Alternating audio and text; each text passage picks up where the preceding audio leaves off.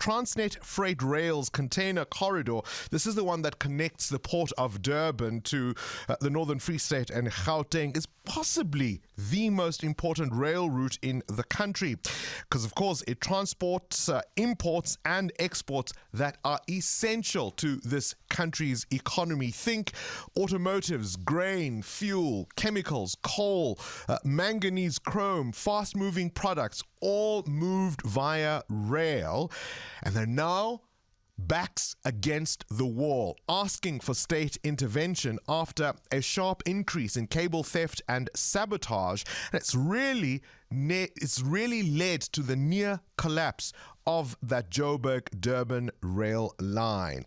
And we're speaking this morning to Rudzani Ligege, who's the managing executive of that central corridor at Transnet Freight Rail. He spoke to the Sunday Times yesterday, and he says theft and sabotage have left the container corridor operating at only 25% of its capacity. Rudzani, a very good morning to you and welcome to 702 Breakfast. Good morning, Bongani, and good morning to your listeners. 25% of capacity due to theft and sabotage. Just explain to us what this means when you are operating at such a low capacity. Thanks, Bongani. And I think you rightly put it in terms of the importance of this particular line. So this line, as you've rightly said, connecting the two big economies, and also moving, manufacturing, commodities that are going into the manufacturing space. So as a result of that, it makes it such an important line, for the South African economy. So what we've seen is that on the container corridor, we are supposed to be running, an average of about 37 trains per day per direction. But since the cable theft has really hit us, we've really seen, the numbers decreasing to really very, very low numbers.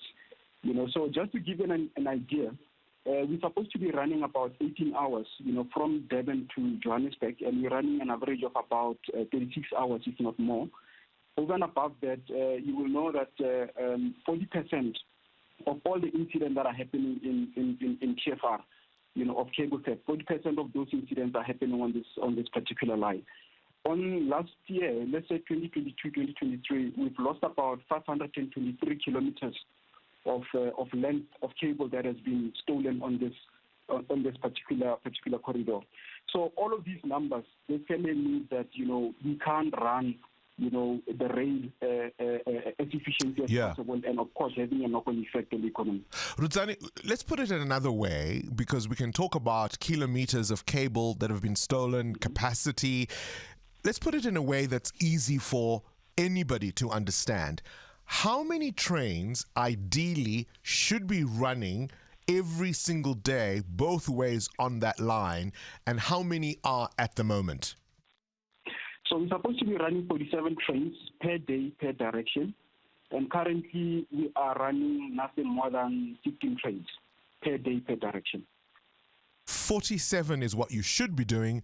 15 is the current state of play. In the current state of play. And I think the situation in the past 3 weeks even gotten worse to a point where we're running, less than 10 trains because of the system. We've seen such an increase in the number of incidents happening on the line and happening more frequently, and that is really what really brought this container corridor to its. I heard a number as low as 5. Is that accurate? Yeah, there are times where we run even at 5, because, depending on the frequency of incidents and the time it takes to actually, repair these incidents, and also where it actually happens. Because you find that we've got about almost about 50 tunnels, and you find that some of the incidents happen within the tunnels, which makes it difficult to actually recover from those kind of incidents. So as I understand it, things really escalated around COVID-19 and the various lockdowns when very little was moving in and out of the country. But then, of course, there was July 2021. I mean, what happened? Did we just sort of leave this infrastructure unattended? I know you'll say there were always security personnel, but it seems to me that even if they were clearly nowhere near enough. Yeah, so I think that the issue is this, Bongane, that you will know that when we put rail was in the middle of nowhere back then. So where we are now, there's a lot of settlements as well that are within next to the rail infrastructures.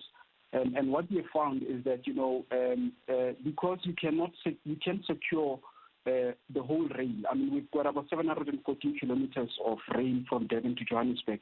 You can't have every pole of it or every meter of it secured with a one body. Yes, there's issues of technology that we've tried to put in, but it also becomes near impossible given also our budget and the amount of money it actually takes to secure this environment. So it has really become a situation where it is beyond us as Transnet, and hence we then went as far as calling for help to say we really need help to really get this line back to former glory. Rudzani, I appreciate that you can't realistically cover all 740 kilometers, but as you say, there are settlements that have mushroomed around the line. So then surely at least in those areas, that's where people are likely to hit. I mean, it sounds like something can be done. Yeah.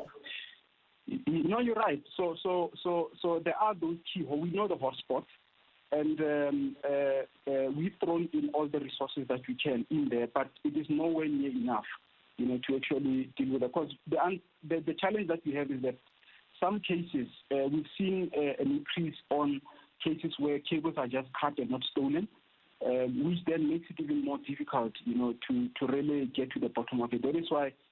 Our view is that, we really need to get into dealing with investigation, getting more investigators that can get to the syndicate, because our view is that, it is really an organized, more than, just a petty crime. It is really has gone to levels where it has become more organized than anything else.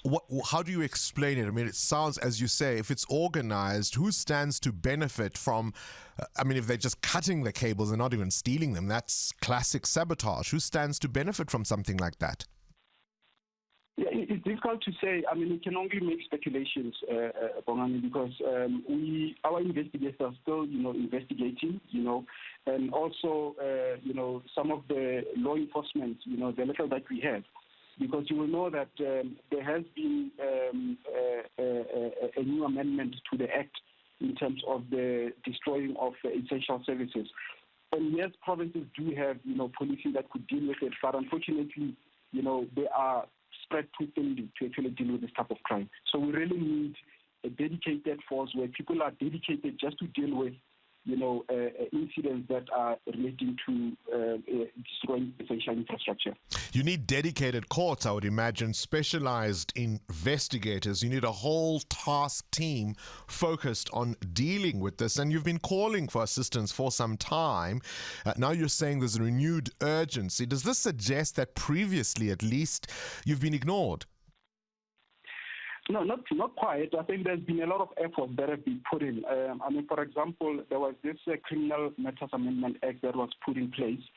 That clearly shows the commitment from the government. But I think the reality of the matter is the implementation, rather, of it.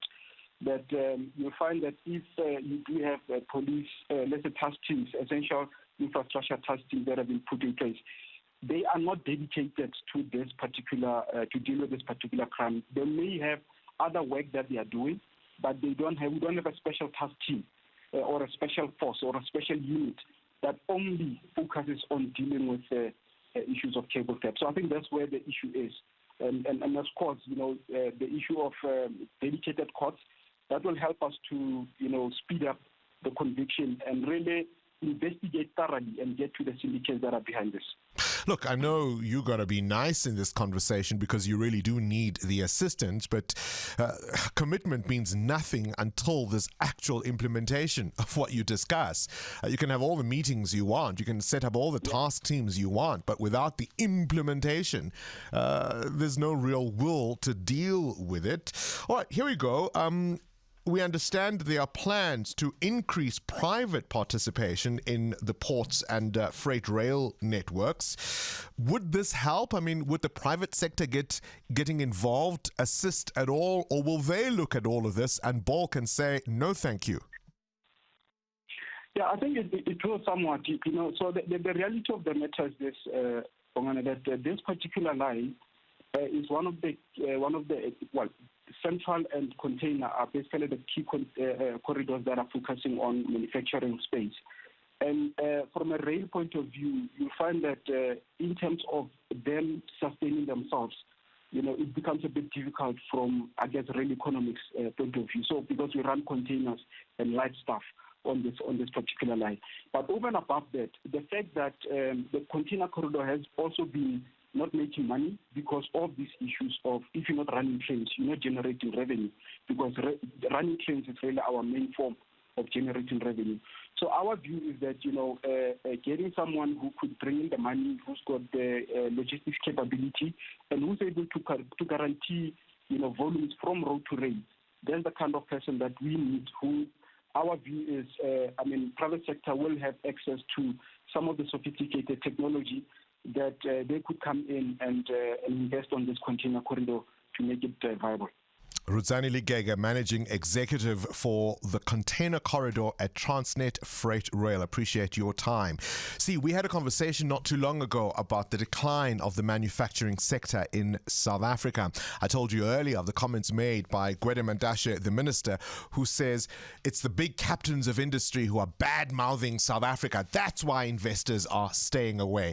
Utter nonsense, of course, right? Because we were told by the miners they lost 60 billion rand just last year because of exactly the problem we've just discussed. So it isn't that they're bad-mouthing South Africa, we're not assisting them. And ultimately, what have you heard in that conversation? Private sector, please come in. Private sector, please come and help, because we simply are not getting the assistance we need from those in charge. Current events, developing stories, tough questions. Your voice making a difference. This is Breakfast with Bongani Bingwa.